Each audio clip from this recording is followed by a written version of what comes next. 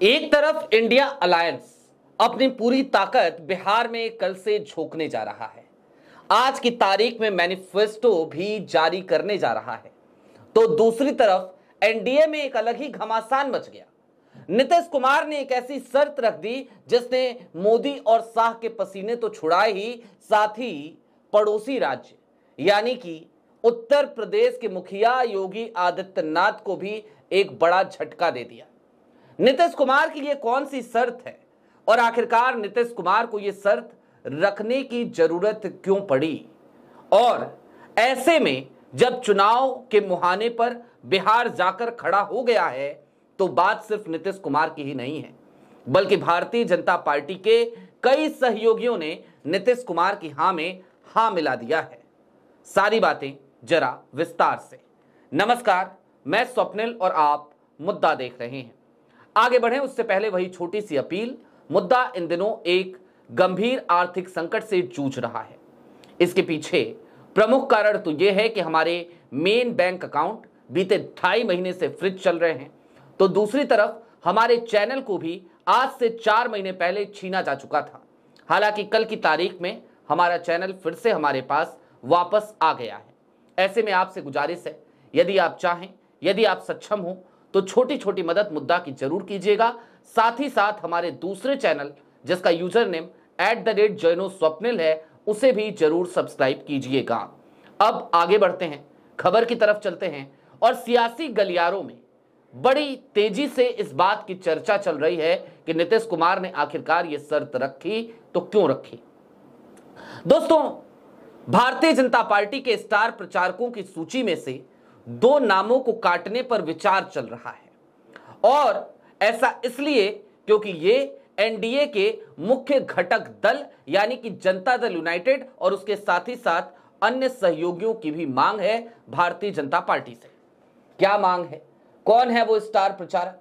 जाहिर सी बात है, एक तो है उत्तर प्रदेश के मुखिया योगी आदित्यनाथ, दूसरी तरफ हैं केंद्रीय मंत्री टेक्सटाइल मिनिस्टर गिरिराज सिंह, झटका मटन के ब्रांड एम्बेसडर। अब इन दोनों नामों को लेकर आपत्ति क्यों है आखिरकार सहयोगी दलों में, जरा उस बात को भी जान लीजिए। दरअसल आज की तारीख तक जनता दल यूनाइटेड हो या फिर कि एलजेपी आर हो या फिर कि उपेंद्र कुशवाहा की पार्टी हो या फिर कि जीतन राम मांझी की अब तक की अपनी राजनीति हो, जनता दल यूनाइटेड से लेकर अपनी नई पार्टी बनाने तक, इन सभी के लिए एक बड़ा वोट बैंक माइनॉरिटी कम्युनिटी रही है, अल्पसंख्यक समुदाय रहा है। लेकिन आज की तारीख में जिस तरीके के तल्ख तेवरों के साथ भारतीय जनता पार्टी की तरफ से ये तमाम स्टार प्रचारक बल्लेबाजी करने उतरते हैं और जिस तरीके से ये कम्युनल पोलराइजेशन की तरफ आगे बढ़ते हैं, उससे निश्चित तौर पर भारतीय जनता पार्टी को कई सीटों पर फायदा तो हो सकता है, लेकिन इसका सबसे ज्यादा नुकसान, सबसे ज्यादा खामियाजा इन्हीं तमाम सहयोगी दलों को उठाना पड़ेगा। ऐसे में सीधी सी शर्त नीतीश कुमार की पार्टी की तरफ से यह रख दी गई है कि योगी आदित्यनाथ या तो बहुत कंट्रोल होकर बोलें या फिर कि उन्हें आप बिहार में चुनाव प्रचार से दूर रखिए। अब तक योगी आदित्यनाथ बिहार चुनाव में 2 रैलियां कर चुके हैं और उसके बाद से वो बिहार से दूरी बना रहे हैं, और इसके पीछे सीधी सी बात है नीतीश कुमार की वही शर्त। नीतीश कुमार ने एक शर्त और रखी थी जिस पर भारतीय जनता पार्टी ने कान नहीं धरा था। वो शर्त क्या थी? नीतीश कुमार के तमाम सहयोगियों ने भारतीय जनता पार्टी के पोर्टल पर और एनडीए के पोर्टल पर जाकर यह बात कही थी कि नीतीश कुमार को मुख्यमंत्री चेहरा घोषित किया जाए। हालांकि अब तक इस फैसले पर सीधे तौर पर भारतीय जनता पार्टी नजरें चुराती नजर आ रही है। आज की तारीख में तो पूर्व केंद्रीय मंत्री आरके सिंह ने सीधे तौर पर कह दिया कि नीतीश कुमार हो सकता है चुनाव के बाद मुख्यमंत्री बन भी जाएं, लेकिन वो काफी लंबे समय तक मुख्यमंत्री नहीं रहेंगे क्योंकि उनका स्वास्थ्य खराब है। आरके सिंह वैसे भी आज की तारीख में अपने पार्टी से काफी ज्यादा बागी नजर आ रहे हैं, एक बगावती रुख उन्होंने अख्तियार कर रखा है। अब कुल मिलाकर जरा इस बात को समझिए, एक एक तार को जोड़िए। इंडिया अलायंस को लेकर तमाम बातें चल रही थी, महागठबंधन को लेकर तमाम बातें चल रही थी। हम ये नहीं कहते कि महागठबंधन में खामियां नहीं थी या फिर कि ये भी नहीं कह रहे कि महागठबंधन की सारी खामियां दूर हो चली हैं, लेकिन हां, इतना तो तय है कि महागठबंधन अब पूरी तरीके से चुनावी रण में, चुनावी मैदान में अपनी पूरी ताकत के साथ उतर रहा है। आज की तारीख में मैनिफेस्टो जारी करने के साथ ही साथ राहुल गांधी का कल का 2 दौरा भी फिक्स हो चुका है। राहुल गांधी पहले मुजफ्फरपुर की सकरा सीट और उसके बाद दरभंगा, इन 2 जगहों पर कल वो जनसभा को संबोधित करेंगे। राहुल गांधी ने अपने शेड्यूल को जारी कर दिया है, उनका कैंपेन फिक्स हो चुका है और इन तमाम मंचों पर, राहुल गांधी के दोनों मंचों पर तेजस्वी यादव समेत तमाम इंडिया गठबंधन के घटक दल के नेता मौजूद रहेंगे। लेकिन दूसरी तरफ नीतीश कुमार कभी तो प्रधानमंत्री नरेंद्र मोदी के मंच से दूरी बनाते नजर आ रहे हैं, तो कभी कभी इस तरीके की खबरें कि भाई योगी आदित्यनाथ और गिरिराज सिंह को जरा दूर कीजिए, नहीं तो हमारा नुकसान हो जाएगा। इन सब के पीछे सबसे बड़ी वजह कालांतर में भी देखने को मिलती है, वो उदाहरण देखने को मिलते हैं। महाराष्ट्र का चुनाव हो या फिर कि झारखंड का चुनाव, योगी आदित्यनाथ जब भी इन राज्यों में चुनाव प्रचार के लिए गए, उन्होंने कभी बुलडोजर न्याय की बात करी तो कभी कुछ तो कभी कुछ। उनके तमाम बातों में, उनके तमाम चुनावी अभियानों में कुल मिलाकर हिंदू बनाम मुसलमान की राजनीति देखने को मिल रही थी। हिंदू बनाम मुसलमान की राजनीति झारखंड में भारतीय जनता पार्टी को नुकसान पहुंचाती है। निश्चित तौर पर महाराष्ट्र में ऐसा नहीं हुआ। महाराष्ट्र में हालांकि वोट चोरी के भी काफी संगीन आरोप लगे हुए हैं, लेकिन उन सब के बावजूद महाराष्ट्र में हिंदू बनाम मुसलमान की राजनीति ने भारतीय जनता पार्टी को फायदा ही पहुंचाया। लेकिन हां, यह राजनीति झारखंड में काम नहीं आई थी और झारखंड भी कभी बिहार का हिस्सा हुआ करता था। बिहार में भी इस बात को समझने की जरूरत है कि जब आपके सहयोगी दलों के पास एक बड़ा चंक वोट बैंक के तौर पर माइनॉरिटी कम्युनिटी का मौजूद हो, तो आप इस तरीके की बातें करके अपने ही उन तमाम घटक दलों को, अपने उन साथियों को नुकसान पहुंचाएंगे। और यही सबसे बड़ा कारण है कि नीतीश कुमार इस शर्त पर अब आकर अड़ गए हैं कि जिस तरीके से महाराष्ट्र में बटेंगे तो कटेंगे का नारा लगा, या फिर कि प्रधानमंत्री नरेंद्र मोदी ने भी सीधे तौर पर एक रहेंगे, सेफ रहेंगे जैसे नारे लगाए। इतना ही नहीं, लोकसभा चुनाव के दौरान की तमाम आप वो परिस्थितियां याद करें तो मटन, मछली, मंगलसूत्र, भैंस, ना जाने क्या क्या प्रधानमंत्री नरेंद्र मोदी के भाषणों के अभिन्न अंग बन गए थे। अमित शाह साहब आज भी बिहार जाते हैं तो उनकी जबान पर एक शब्द हमेशा तैरता है, वो शब्द है घुसपैठिया। वो कहते हैं कि बिहार में एसआईआर इसलिए हुआ ताकि घुसपैठियों को बाहर निकाला जा सके, जबकि मुख्य चुनाव आयुक्त ज्ञानेश कुमार से अब तक कई बार यह सवाल बार बार पूछा जा रहा है कि आपको बिहार के एसआईआर में कितने घुसपैठिए मिले। इस सवाल से बार बार ज्ञानेश कुमार भागते नजर आ रहे हैं, मुंह छिपाते नजर आ रहे हैं, इस सवाल को डॉज करते नजर आ रहे हैं और वो एक सम्मिलित संख्या बता रहे हैं।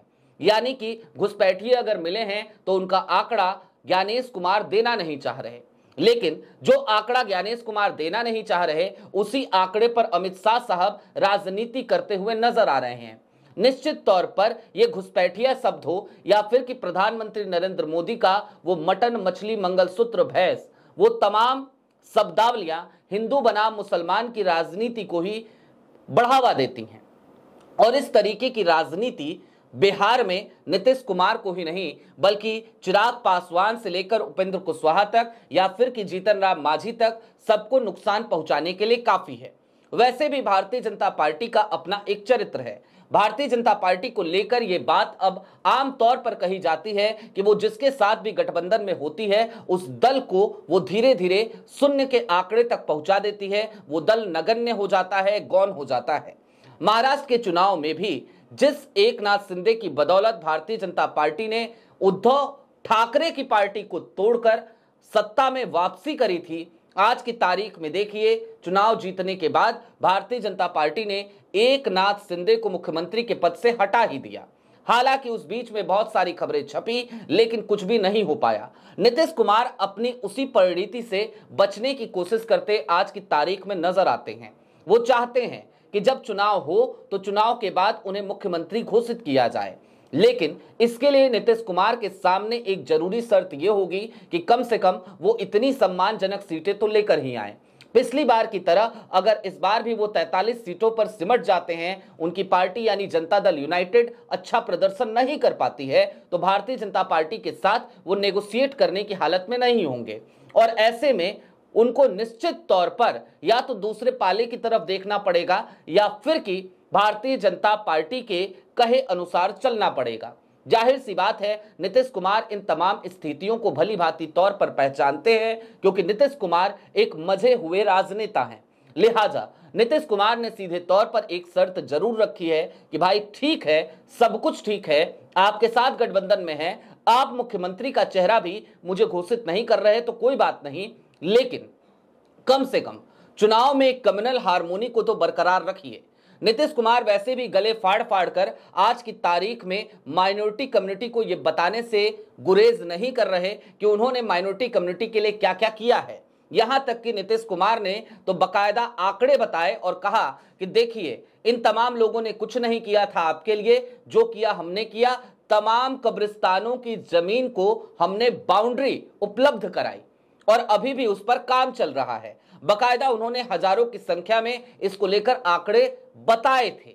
यानी कि नीतीश कुमार एक तरफ मुसलमानों को खुश करने में लगे हैं, वो चाहते हैं कि माइनॉरिटी कम्युनिटी का वोट उनको मिले, क्योंकि 50 से 70 सीटें ऐसी हैं जहां पर माइनॉरिटी कम्युनिटी बिहार में एक निर्णायक भूमिका में है। लेकिन दूसरी तरफ भारतीय जनता पार्टी नीतीश कुमार के उस वोट बैंक को ही यदि उनसे छीनती हुई नजर आएगी तो फिर नीतीश कुमार को दर्द तो होगा ही। यही पीड़ा है उनकी और यही वजह है कि आज की तारीख में चुनाव मुहाने पर जब आकर खड़ा हो गया है, तब नीतीश कुमार के इस एक शर्त ने मोदी जी हों, अमित शाह साहब हों, सबको एक बड़ा झटका दिया है। क्योंकि भारतीय जनता पार्टी की राजनीति बिना इन तमाम शब्दों के कैसे हो सकती है। अमित शाह साहब बिना घुसपैठिए के क्या बोलेंगे? योगी आदित्यनाथ हिंदू बना मुसलमान के अलावा आखिरकार क्या बोलते हुए नजर आएंगे? और जैसे जैसे चुनाव परवान चढ़ेगा, प्रधानमंत्री नरेंद्र मोदी को भी इन तमाम शब्दों का सहारा तो लेना ही पड़ता है। लिहाजा नीतीश कुमार ना सिर्फ मोदी जी के साथ मन साझा करने से बचते हुए आपको नजर आएंगे, बल्कि योगी आदित्यनाथ की सक्रियता भी आपको कम होती हुई नजर आएगी बिहार के चुनाव में। और निश्चित तौर पर एनडीए में मचा हुआ घमासान ही है जिसकी वजह से आज की तारीख में नीतीश कुमार की यह शर्त गले की फांस बन गई है प्रधानमंत्री नरेंद्र मोदी के लिए। आपकी क्या राय है, हमें कमेंट बॉक्स में जरूर बताइएगा। अभी के लिए दीजिए इजाजत। चलते चलते फिर वही अपील, चैनल पे नए हो तो सब्सक्राइब करते हुए जरूर जाइएगा, सक्षम हो तो छोटी छोटी मदद मुद्दा की जरूर कीजिएगा। बहुत शुक्रिया।